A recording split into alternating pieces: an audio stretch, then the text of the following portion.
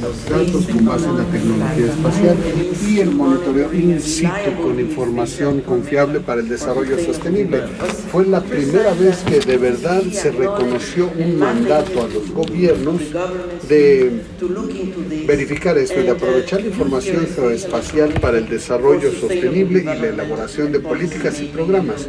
Fue la primera vez que los gobiernos del mundo reconocieron la importancia de la información geoespacial.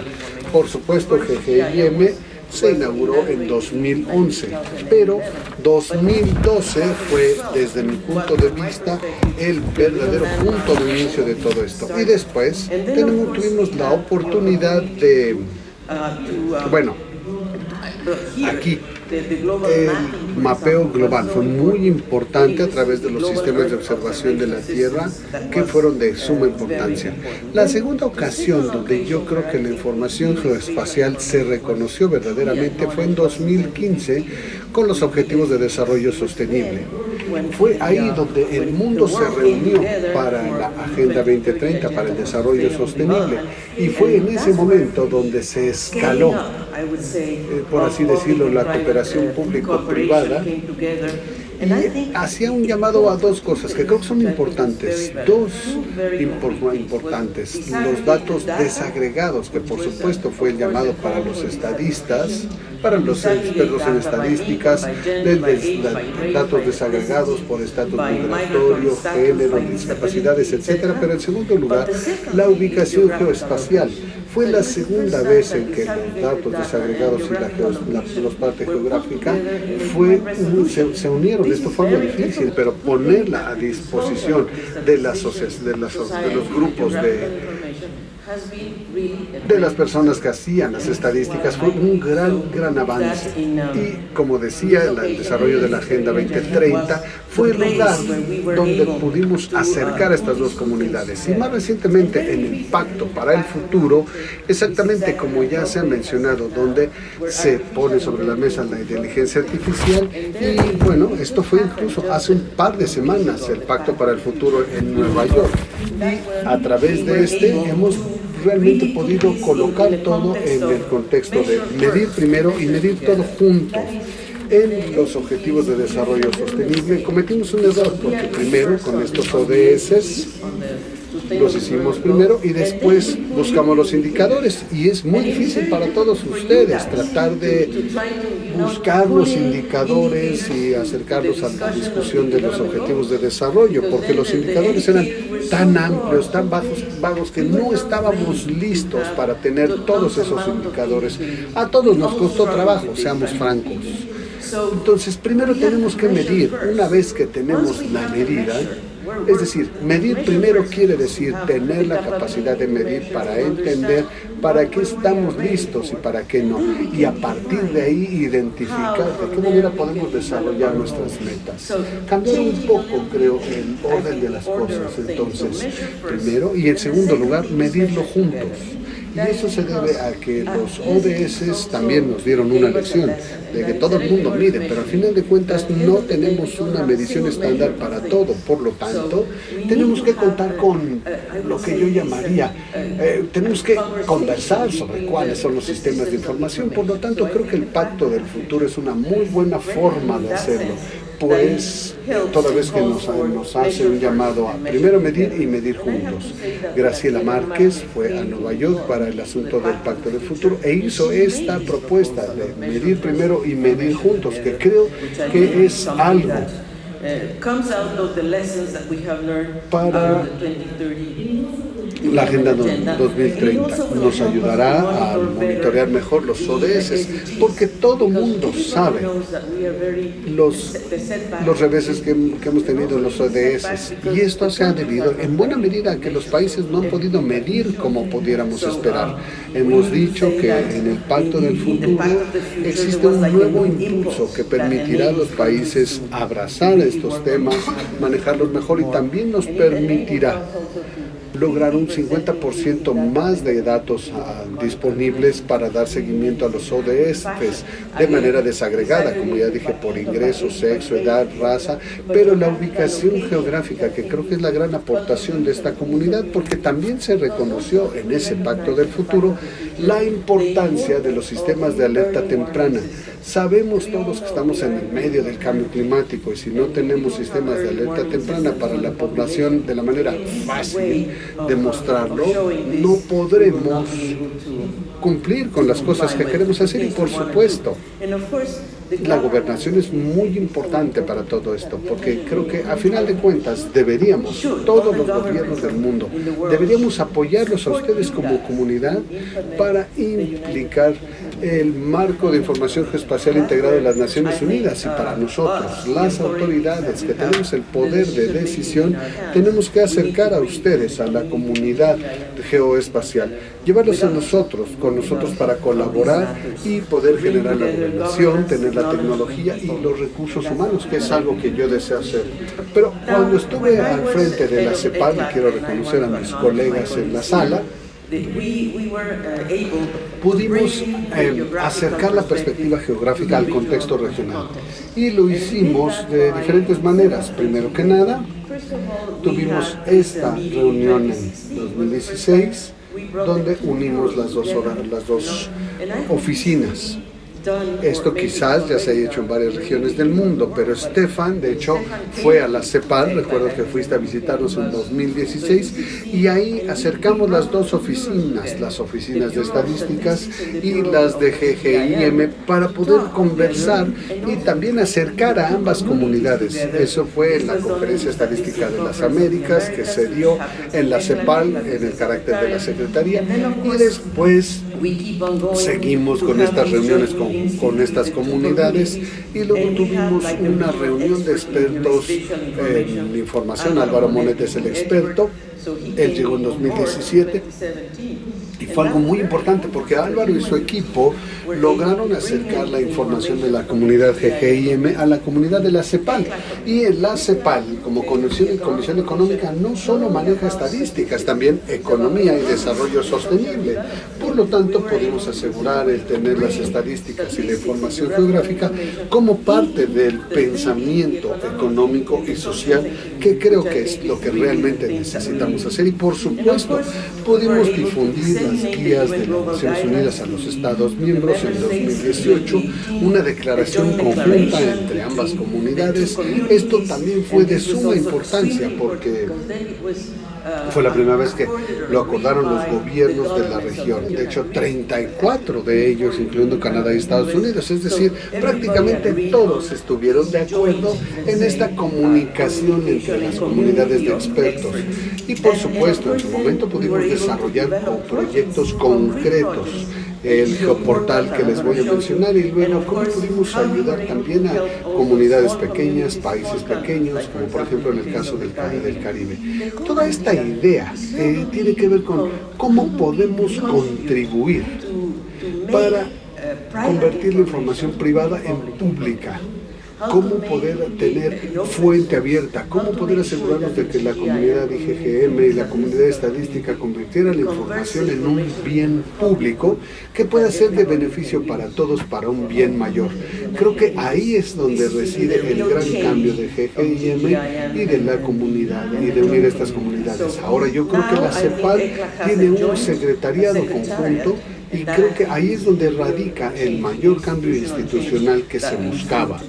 Y como ya dije anteriormente, uno de los proyectos más exitosos fue el proyecto del Caribe, porque como bien saben ustedes, 15 islas en el Caribe, si no es que son más, tienen separación entre ellas, sufren un aislamiento, son países insulares que no tienen acceso a la información con tal facilidad. Por lo tanto, este proyecto pudo darles equipo, fuentes de datos.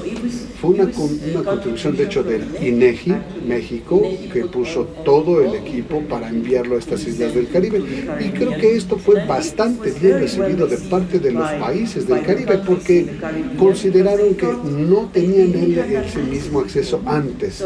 Y ahora han podido generar esa estructura especial de datos con gran generación de capacidad en geodesia, mapas, etcétera, cartografía. Antes no tenían la capacidad cartográfica para describir la situación situación de sus islas. ¿Se pueden imaginar la importancia que tiene para un país en desarrollo insular tener acceso a esa información y al equipo que se les proporcionó? Y creo que este proyecto, desde mi punto de vista, fue de los más importantes, que fue un claro resultado de la unión de las dos comunidades, la GGIM y la comunidad de estadísticas, junto con las agencias de cooperación. Y yo creo que las agencias de cooperación, donde está mi amigo Peter Groman y otros, creo que en ese aspecto tenemos que asegurarnos de que las agencias de cooperación comprendan que esta alianza de GGIM y la comunidad de estadísticas ha sido de gran ayuda para muchos países al comenzar a pensar en los proyectos y procesos de desarrollo. Por lo tanto, la infraestructura geodésica se prestó a 17 países en el Caribe, a 17 que no tenían acceso alguno a este tipo de información.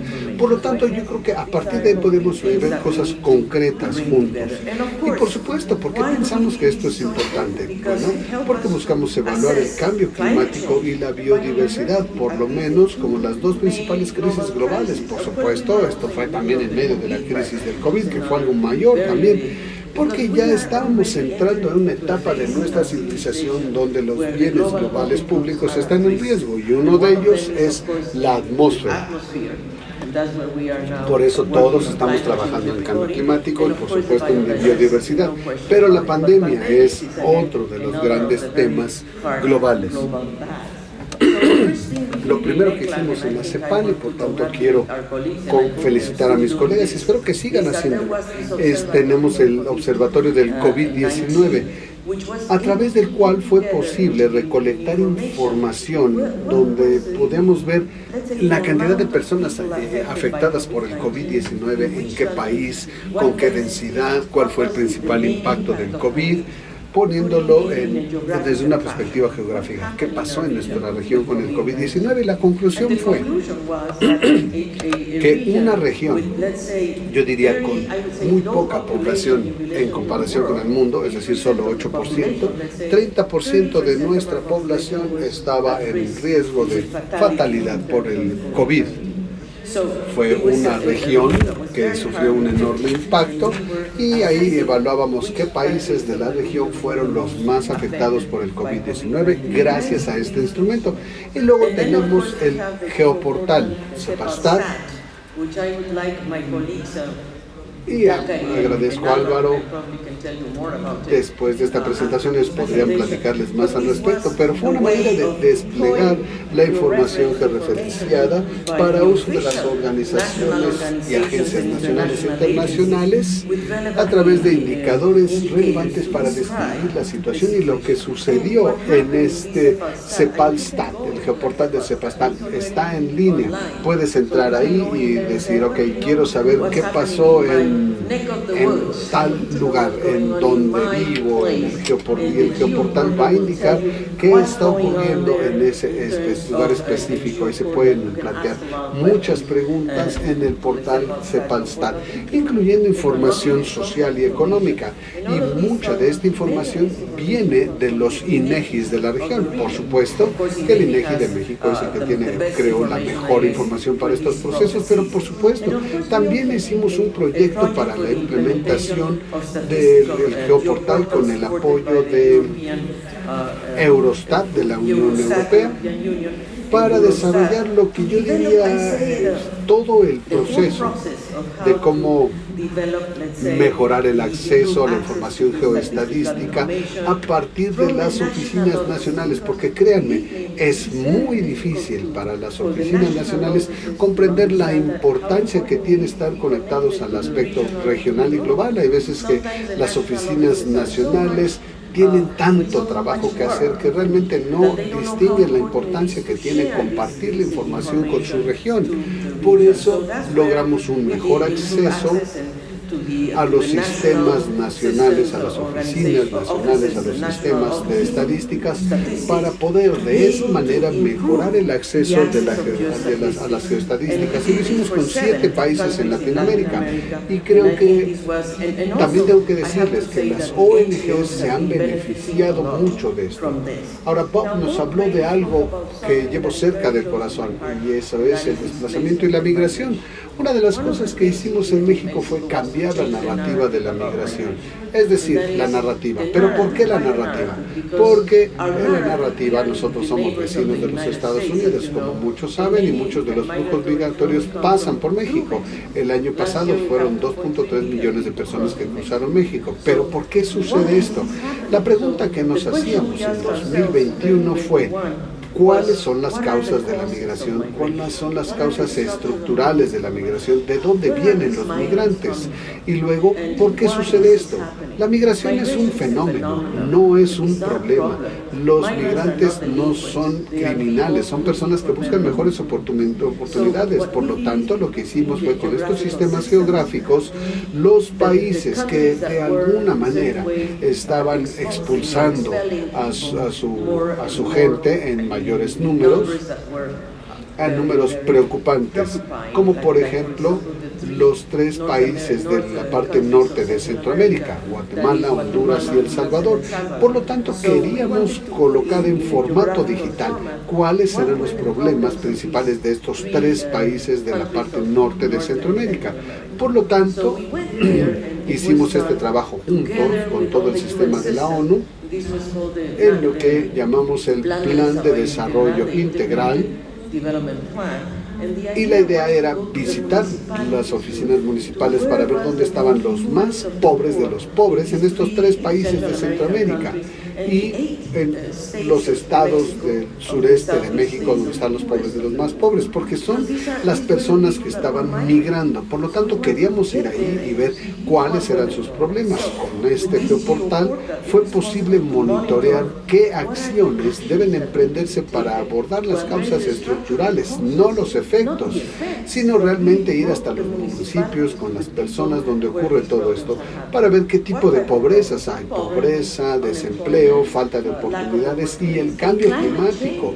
Una de las cosas que identificamos es que, por ejemplo, en Honduras, y gracias a estos instrumentos de geoespacial más estadística, nos dimos cuenta de que los cultivos de café iban reduciéndose por el cambio climático, pues todo el patrón de precipitación ha cambiado, así que las personas que producían café, que era el cultivo número 1 de Honduras, se habían visto devastados por inundaciones o por sequías extremas.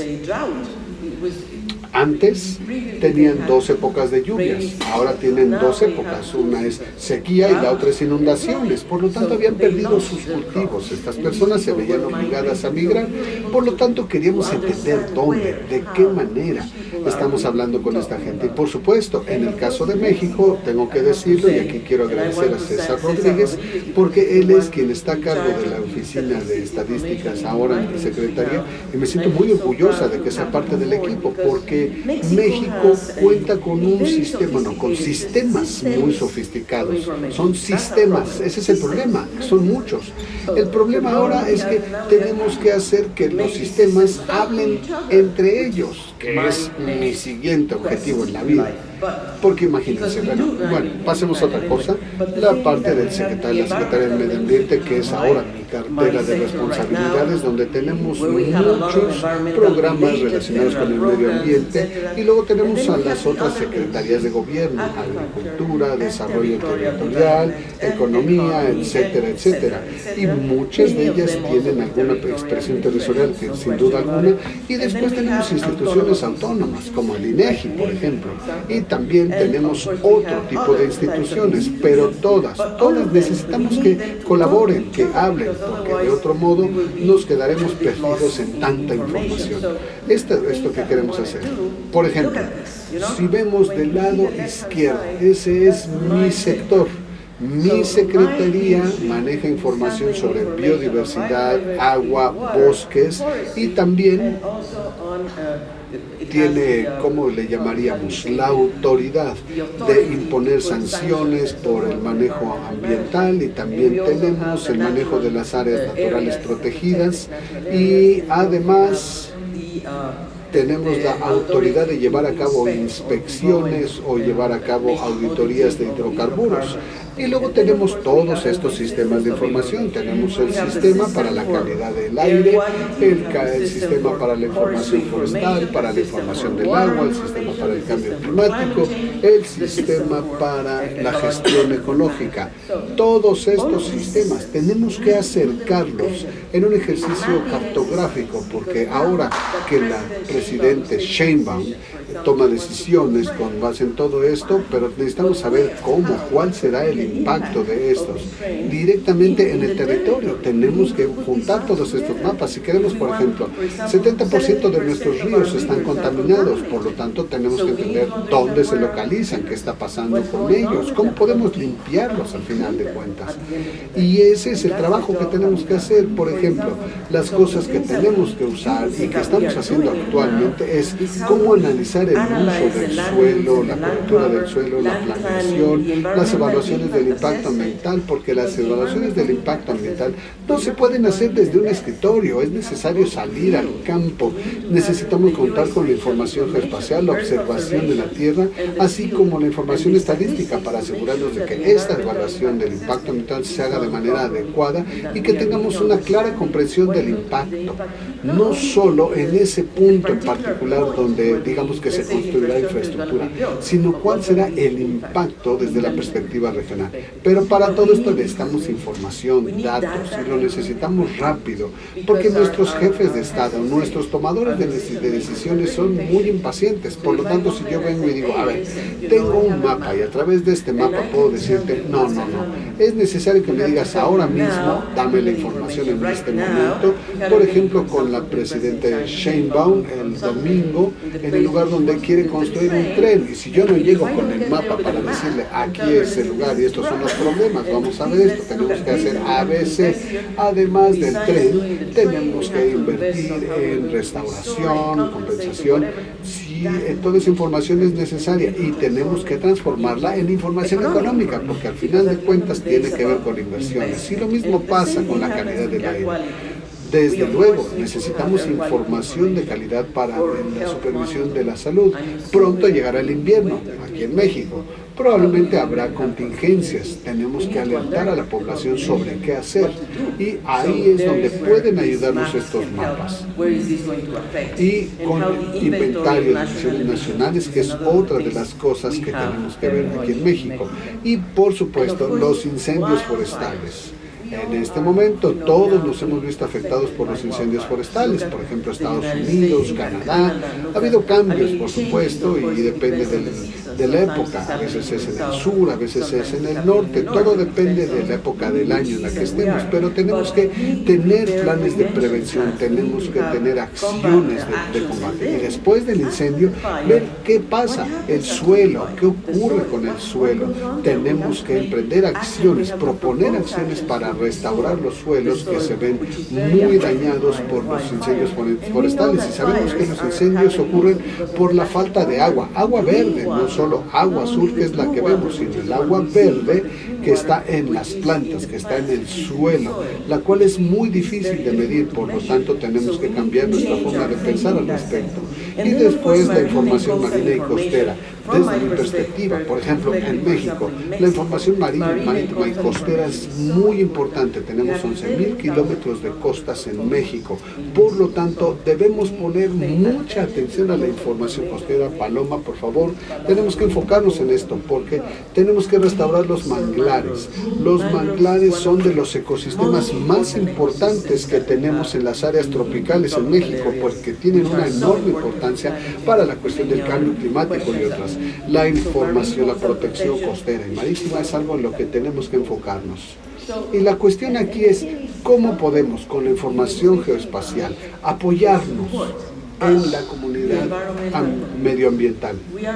Somos una comunidad que está luchando a brazo partido para ganar un sitio en la mesa y asegurarnos de que la infraestructura y otros organismos del gobierno nos escuchan, porque muchos dicen, ay, sí, el medio ambiente es un obstáculo, vamos a sacarle la vuelta, vamos a saltarlo, sí, el estudio de impacto ambiental, vamos a hacerlo así de manera somera. No, estamos hablando del futuro. Por eso creo que tenemos que poner atención a todo lo anterior, y aquí es donde necesitamos la información rápido, porque hay cierto nivel de impaciencia en nuestras autoridades de tener la información lo más pronto posible, pero en México estamos moviéndonos a una agenda humanista que esperamos tener la posibilidad de asegurarnos de que en cada una de las iniciativas de infraestructura, de desarrollo,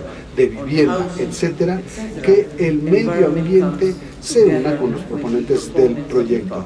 Y eso es lo que queremos hacer, porque queremos asegurarnos de que todo mundo comprenda la importancia que tiene la resiliencia. Y de hecho, asegurarnos de que todo aquello que construyamos tenga mejor resiliencia y que también considere desde el inicio la resiliencia, porque no vamos a hacer viviendas en áreas que sabemos que se inundarán, pero nosotros tenemos que alertar a los inversionistas y a los desarrolladores con esta información, porque muchas veces realmente no lo saben y ellos serán quienes paguen el precio.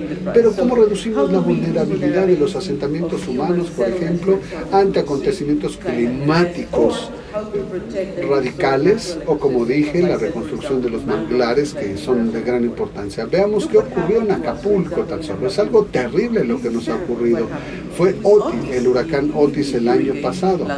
Fue un huracán que se basaba en aire, de hecho fueron los vientos, pero después hubo lluvia, mucha lluvia.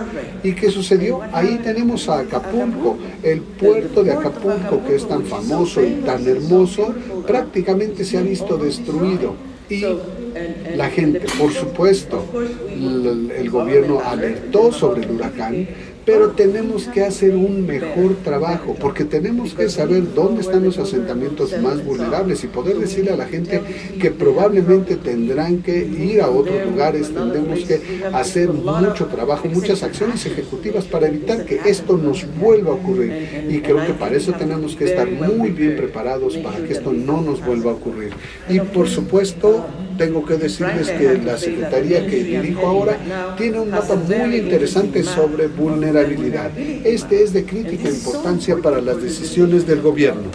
Esto es muy importante porque si vamos a construir un tren, una casa o lo que sea, tenemos que asegurarnos de que se planee alrededor de este mapa de vulnerabilidad y que este atlas de vulnerabilidad esté disponible. Por ejemplo, vemos que al norte de México la vulnerabilidad es muy alta, por ejemplo en Sinaloa, en Sonora, y necesitamos decirles, oigan, presten atención a esto porque es muy importante, porque existen muchos riesgos. Y también hemos podido desarrollar las capacidades que nos permiten utilizar estos datos geoespaciales como fuentes primarias. Necesitamos que los datos geoespaciales se vuelvan en la fuente más importante de información, que es el primer paso de la información, por así decirlo. Y sobre esa información podemos agregar las estadísticas, y esto nos puede dar una capacidad para poder reconocer realmente los aspectos sociales y ambientales que se puedan integrar. Por ejemplo, sabemos que 674 municipalidades fueron analizadas y pudimos ver cuál era la más vulnerable. Esta es toda la información que debemos recopilar y presentársela a los desarrolladores. 45.5 millones de personas están al riesgo de una inundación. Estamos hablando casi de la mitad de la población que se encuentra en riesgo de tener un impacto por inundaciones. También es muy importante hacer una evaluación de riesgos y costos antes de los eventos de clima extremo. Y aquí es donde tenemos que aunar la mayoría de nuestros esfuerzos. En Acapulco sabíamos que había áreas, zonas en donde se veían personas muy vulnerables que se vieron afectadas, pero ahora, posteriormente, hay que ver cómo podemos protegerlos. Por ejemplo, si sabemos que se aproxima un huracán, ¿cómo podemos evaluar la vulnerabilidad? Y ahorita todas nuestras áreas costeras están en riesgo. Milton, un huracán que acaba de pasar, fue un fenómeno bastante distinto en el Golfo y justamente estamos en temporadas de huracanes. Empezamos en la A y ahorita vamos en la M de Milton. Es por eso que es muy importante evaluar lo que está sucediendo. Con el huracán Otis vemos aquí todas las zonas afectadas. La zona en rojo fue la más afectada, siguiendo naranja y amarillo. Así que tenemos que seguir trabajando en esto. También es importante hacer una evaluación remota para proteger nuestros ecosistemas. Por ejemplo, tenemos mucha tala ilícita en México y es importante detectarla. A veces se puede detectar a distancia porque a veces ir en persona es peligroso cuando vemos actividad de tala ilegal. Por eso ahí necesitamos la protección del ecosistema y la restauración a través de una detección remota en donde podemos monitorear nuestras regiones sin arriesgar a las personas. A veces las personas no quieren ir a esos lugares por temas de seguridad. O por ejemplo, sabemos que en México estamos perdiendo alrededor de 200,000 hectáreas anualmente, 2.800 hectáreas anualmente, lo cual es terrible. Tenemos que recuperar esto y tenemos que detener la tala ilegal. Aquí quisiera mostrarles este cubo, este Data Cube. Es un cubo de datos que debemos explicar de la manera más sencilla. Este Data Cube es muy importante y útil para comparar las zonas geográficas a través del tiempo y de los años. Por ejemplo, vemos Montes Azules, Chiapas, en 1986. Yo en 1986 estaba a cargo de la ecología. Estoy revelando mi edad, una disculpa, pero sí, en esa época, en el 86, yo fui quien llevó a cabo el proceso para que Montes Azules fuera una área protegida. Y veamos dónde está Montes Azules en 2017. Del lado derecho vemos que hay un gran cambio que ha sido totalmente devastado por el uso de la tierra, por el cambio climático. Y esta información la obtenemos gracias al Geospatial Data Cube, que es muy importante para saber en dónde estábamos antes, dónde estábamos en los 90s y dónde estamos ahora. Así que es un instrumento muy útil y que nos da mucha información. También aquí podemos ver con la detección remota que nos ayuda a hacer este ejercicio. Quisiera agradecer a USAID que nos ha apoyado con esto. Uno de los temas bilaterales que tenemos es la producción del aguacate. Todos amamos el aguacate, pero el aguacate, su cultivo, utiliza mucha agua y ahí es un problema. Tenemos 14 municipios, 3 áreas protegidas en donde se produce el aguacate, pero hay que tener mucho cuidado porque están utilizando mucha agua, mucha tierra y es algo que hay que monitorear. En algunas zonas de México podemos aplicar y rastrear los cambios con datos satelitales y también con el sistema del Data Cube que nos permite comparar la información y es una herramienta muy útil. También las alertas tempranas, eso es muy importante porque tenemos este problema de deforestación no solo en México sino en otras partes del mundo.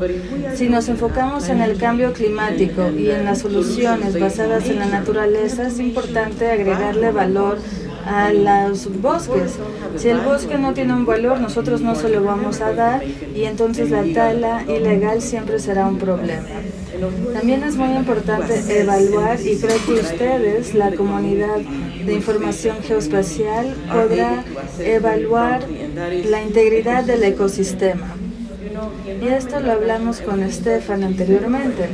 La ONU estaba viendo las cuentas ambientales, pero hay que pasar de las cuentas ambientales a cuentas de ecosistemas, porque no es suficiente medir solo el medio ambiente. Necesitamos medir también la integridad del ecosistema, porque la integridad del ecosistema es lo que nos da los bienes públicos, por ejemplo, la polinización.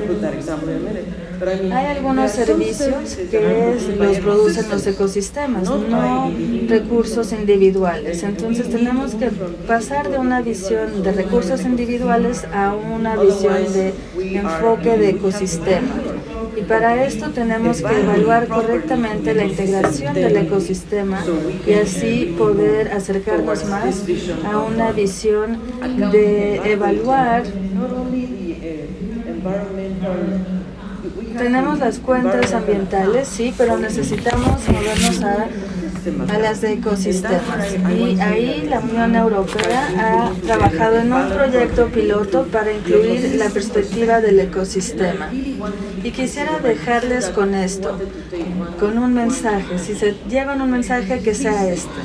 La integridad del ecosistema es lo que necesitamos para la conservación, no solo bienes ambientales individuales, sino el ecosistema, porque con esta visión podremos entender más claramente qué servicios brindan estos ecosistemas a la humanidad. Lo hemos hecho en 5 países, lo han trabajado: Brasil, China, India, México y Sudáfrica. Espero que haya representantes de estos países aquí en el foro, pero esto es una contribución